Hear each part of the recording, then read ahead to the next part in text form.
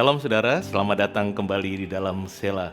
Saya sangat menghargai setiap saudara yang meluangkan waktu untuk berhenti dari kegiatan saudara dan memberikan waktu kepada Tuhan di dalam menyembah dan juga mendengarkan firman Tuhan.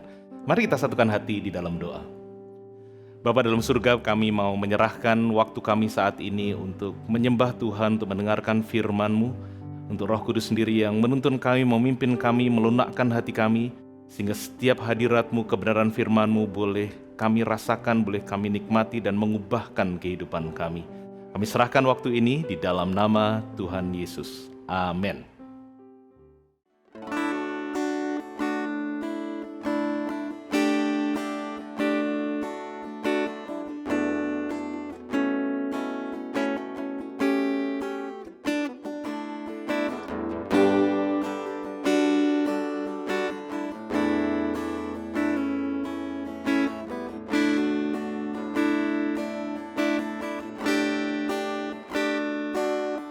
Kau Allah yang setia,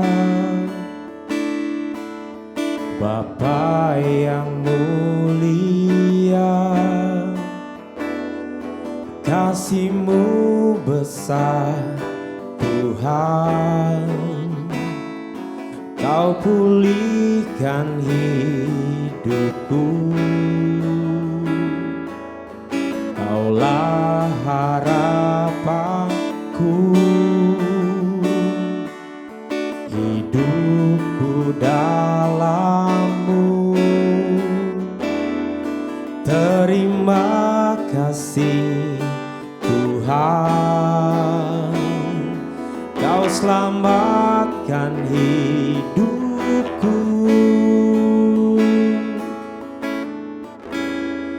Dengan apa kan ku balas segala kebaikan-Mu? Segenap hatiku menyembah-Mu Yesus, ku bersyukur padamu selamanya.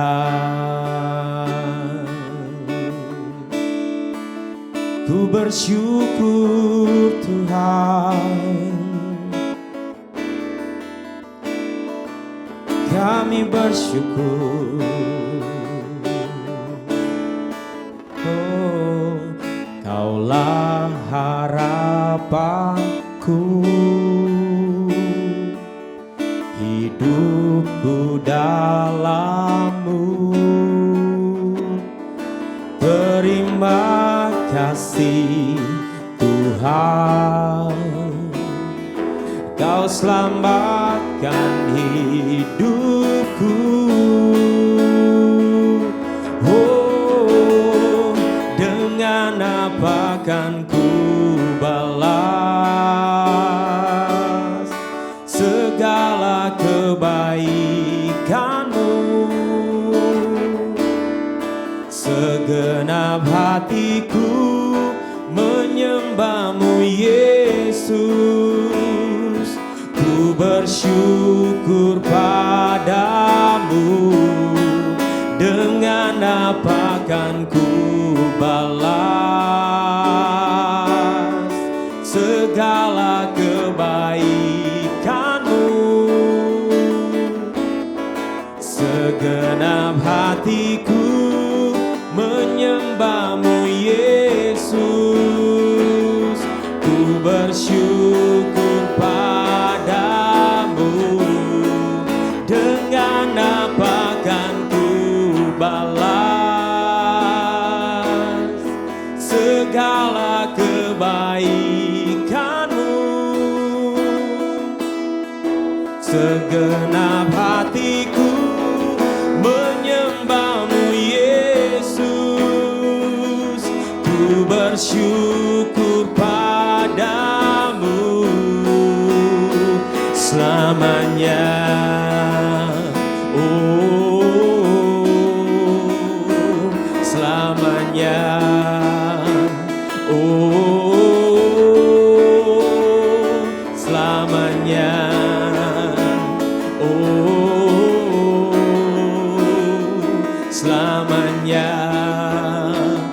Oh, dengan apa kan ku balas segala kebaikanmu? Segenap hatiku menyembahmu Yesus, ku bersyukur padamu.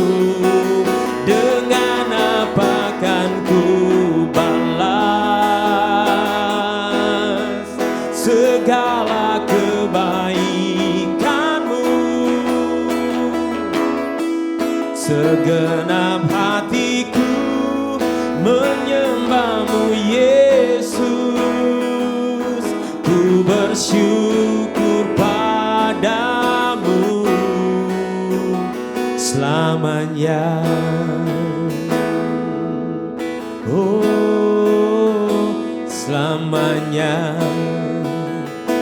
Oh, selamanya.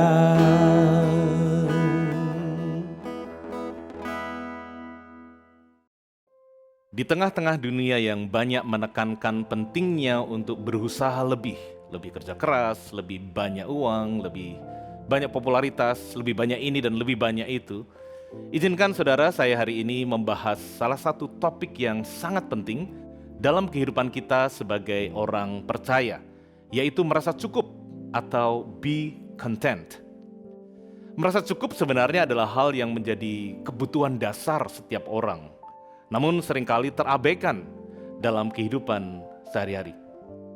Mari kita memulai dengan membaca bersama Filipi pasal yang keempat, ayat yang ke-11 sampai 13. Kukatakan ini bukanlah karena kekurangan, sebab aku telah belajar mencukupkan diri dalam segala keadaan.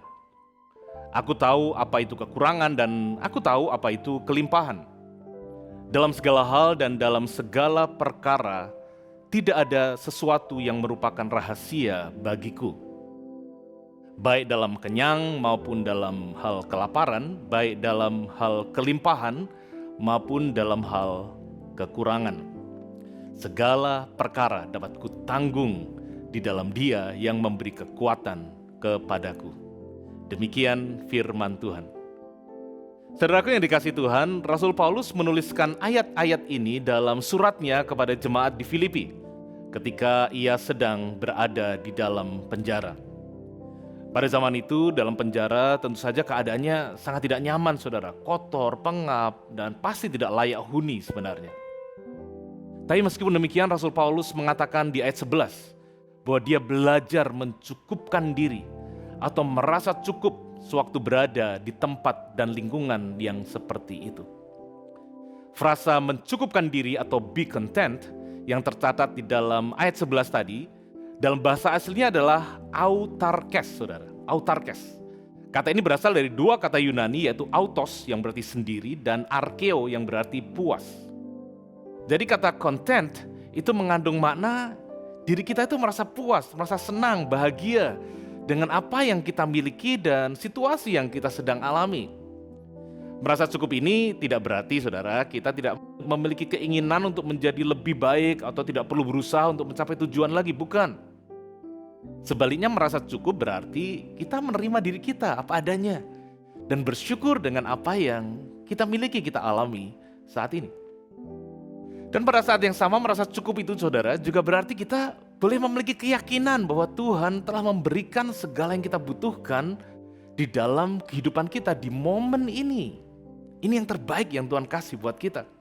Dan pada saat yang sama kita tetap bisa beriman untuk memperoleh apa yang tidak kita miliki, namun sikap hati kita adalah kita tetap mensyukuri yang kita sedang miliki saat ini.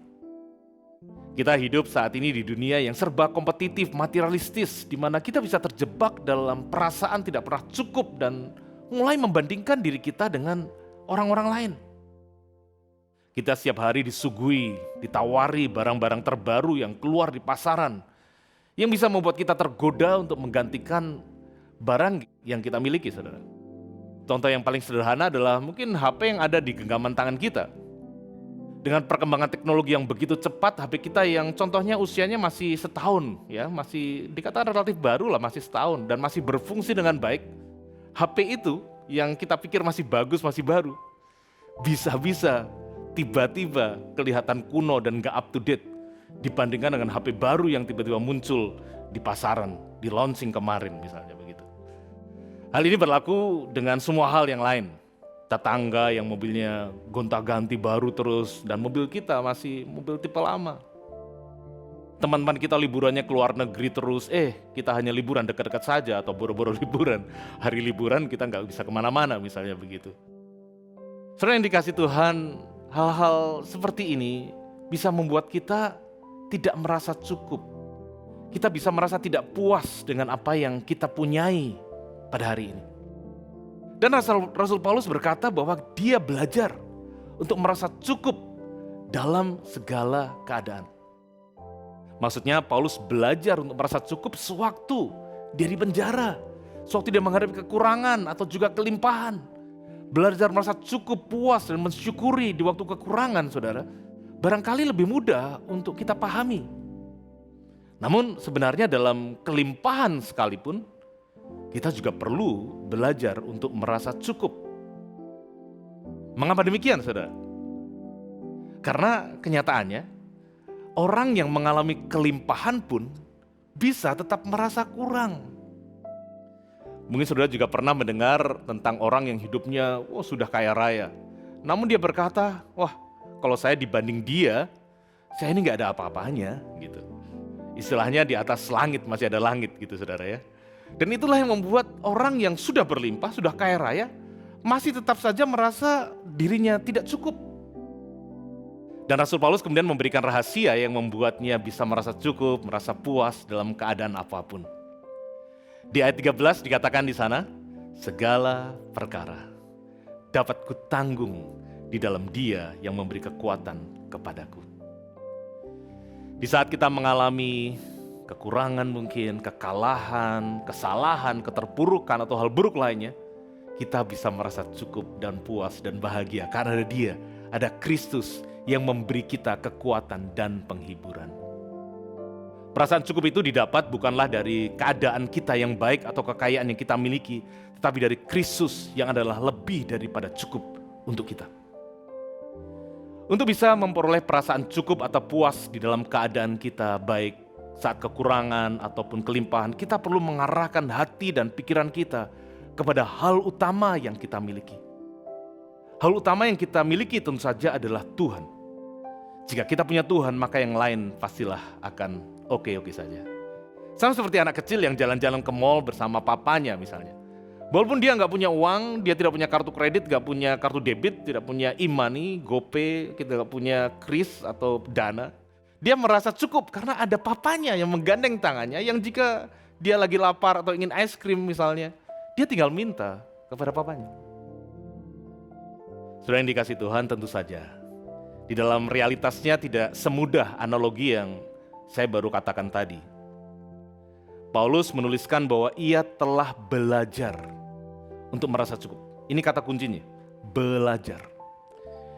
Ini menunjukkan bahwa merasa cukup bukanlah sesuatu yang bisa diperoleh dengan mudah. Tetapi merasa cukup itu merupakan hasil dari proses pembelajaran dan pengalaman hidup yang terus-menerus. Dan sama seperti saat kita belajar sesuatu, ada kalanya kita tidak mengerti, ada saatnya kita gagal ujian dan harus remedi misalnya, harus mengulang. Namun inilah proses pembelajaran yang Tuhan izinkan untuk kita melewatinya, supaya kita bisa bertumbuh, semakin bisa merasa cukup di dalam kehidupan kita. Ada dua hal yang kita bisa lakukan dalam kita belajar untuk merasa cukup. Yang pertama, kita bisa belajar untuk merasa cukup dengan terus berusaha mengembangkan rasa syukur atau bersyukur dengan apa yang kita miliki saat ini. 1 Tesalonika 5 ayat 18 berkata demikian, mengucap syukurlah dalam segala hal, sebab itulah yang dikehendaki Allah di dalam Kristus Yesus bagi kamu. Apapun keadaan kita, saudara, mari kita bersyukur, mari kita berterima kasih kepada Tuhan. Khususnya di saat kita mengalami keadaan buruk, Karena jelas tidak mudah untuk kita bersyukur dalam keadaan buruk. Lebih mudah kalau kita bersyukur saat kita baik, bukan? Salah satu contoh yang indah di Alkitab adalah sewaktu Ayub kehilangan seluruh anaknya, kehilangan seluruh harta bendanya. Dia berkata, Tuhan yang memberi, Tuhan yang mengambil, terpujilah nama Tuhan. Saudaraku yang dikasihi Tuhan, kita tetap perlu mengucap syukur kepada Tuhan dalam keadaan buruk, bukan karena keadaan buruknya. Kita tetap perlu mengucap syukur kepada Tuhan di dalam keadaan buruk karena kita percaya ada Tuhan di sana, ada Tuhan di dekat kita untuk menguatkan dan menghibur kita. Dan kita tetap perlu mengucap syukur kepada Tuhan dalam keadaan buruk karena kita tahu Tuhan sanggup mengubahkan keadaan yang buruk untuk mendatangkan kebaikan bagi kita. Hal yang kedua, saudara, yang kita bisa belajar untuk merasa cukup adalah dengan lebih memfokuskan perhatian kita pada hal-hal yang paling penting dalam kehidupan ini. Kita seringkali terlalu sibuk dengan hal-hal yang tidak terlalu penting dan mengabaikan hal-hal yang benar-benar penting dalam hidup kita, yaitu Tuhan, keluarga, dan juga teman-teman komunitas kita. Saya mengerti barangkali ada di antara saudara yang mengikuti Sela pada hari ini merasa keluarga saya, teman-teman saya nggak ada yang memedulikan saya. Semuanya meninggalkan saya. Namun kebenarannya ada Tuhan yang tidak mungkin meninggalkan saudara. Dia adalah Allah yang tidak berubah dari dulu, sekarang, dan selama-lamanya. Kasih-Nya kepada saudara tetap sama dan tidak bersyarat. Dia telah mengasihi saudara dan saya dengan kasih yang kekal. Jadi saudara, alih-alih memikirkan terus-menerus hal yang saudara tidak miliki dan terus-menerus kurang dan merasa tidak pernah cukup, mari hari ini kita belajar memfokuskan perhatian kita pada satu pribadi yang kita miliki, atau lebih baik yang memiliki kita, yaitu Tuhan Yesus Kristus. Di ayat 19 masih di Filipi pasal yang keempat, Paulus mengatakan demikian. Allahku akan memenuhi segala keperluanmu menurut kekayaan dan kemuliaannya dalam Kristus Yesus. Paulus memulai tadi dengan mengingatkan jemaat untuk belajar memiliki rasa cukup, rasa puas, rasa bahagia dengan yang dimiliki atau yang dialami. Dan dia memberikan kesimpulan bahwa tenang saja, ada Allah yang akan memenuhi segala keperluanmu. Termasuk di sini saya percaya keperluan untuk merasa cukup sewaktu kita mengalami kekurangan atau saat kita mengalami kelimpahan menurut kekayaan dan kemuliaannya dalam Kristus Yesus. Jika ada di antara saudara di sini yang kadang masih mengeluh, tidak terima dengan kondisi saudara dan sulit untuk bisa merasa cukup, merasa content, Tuhan berkata, Allahku akan memenuhi kebutuhanmu, bukan keinginanmu, tapi kebutuhanmu. Dan tahukah saudara, Tuhan lebih tahu yang kita butuhkan daripada yang kita tahu. Karena Dia maha tahu, maha bijaksana dan tahu yang terbaik bagi saudara dan saya. Saya akan mengakhiri dengan sebuah cerita tentang seorang pengusaha yang sangat sukses di sebuah kota besar. Dia memiliki banyak harta, rumah besar, mobil mewah. Namun meskipun dia memiliki segalanya, dia tidak pernah merasa cukup. Dia selalu ingin lebih banyak uang, lebih banyak kekuasaan, lebih banyak prestis di mata orang lain. Gak pernah cukup rasanya. Sampai satu hari dia mengalami masalah di dalam bisnisnya dan dia mengalami kerugian yang sangat besar. Dia kehilangan hampir seluruh kekayaannya dan dia hampir bangkrut. Awalnya dia merasa sangat terpuruk, terpukul dan tidak memiliki pengharapan untuk masa depannya. Namun puji Tuhan, dia kemudian berjumpa dengan Tuhan. Dan setelah itu dia belajar bahwa Tuhan itu lebih daripada cukup buat dia. Dan dari sana dia belajar untuk mengubah pandangannya tentang hidup. Dan fokus pada hal-hal yang lebih penting daripada kekayaan atau kedudukan. Yaitu Tuhan, keluarga, komunitas dan juga kesehatannya. Dia fokuskan ke sana. Meskipun dia masih menghadapi masalah dalam bisnisnya, dia merasa lebih kuat dan lebih siap untuk menghadapi tantangan-tantangan tersebut. Saudara, dia kemudian menyadari bahwa kebahagiaan dan kepuasan hidup tidak tergantung pada kekayaan atau kedudukan, melainkan pada sikap dan pandangan tentang hidup itu, untuk merasa cukup, merasa bahagia. oleh karena Tuhan. Dia merasa cukup dan bahagia dengan apa yang dia miliki saat ini, yaitu dia punya Tuhan. Dan karenanya tidak lagi merasa tertekan oleh keinginan untuk terus-menerus mengejar apa yang kurang dalam hidupnya. Saya harap Sela hari ini memberkati saudara. Mari kita berdoa. Bapa dalam surga, kami mengucap syukur untuk kebenaran firman-Mu. Hamba-Mu berdoa biarlah Roh Kudus menolong setiap kami untuk bisa belajar merasa cukup, to be content dengan apa yang kami miliki dan apa yang kami alami, baik dalam kekurangan maupun dalam kelimpahan. Dan kami bersyukur kami memiliki Engkau, dan terlebih baik lagi Engkau memiliki kami, sehingga kami boleh merasa aman, merasa cukup di dalam kehidupan ini. Kami mengucap syukur, segala hormat pujian bagi Engkau. Di dalam nama Tuhan Yesus kami berdoa. Amin. Tuhan Yesus memberkati.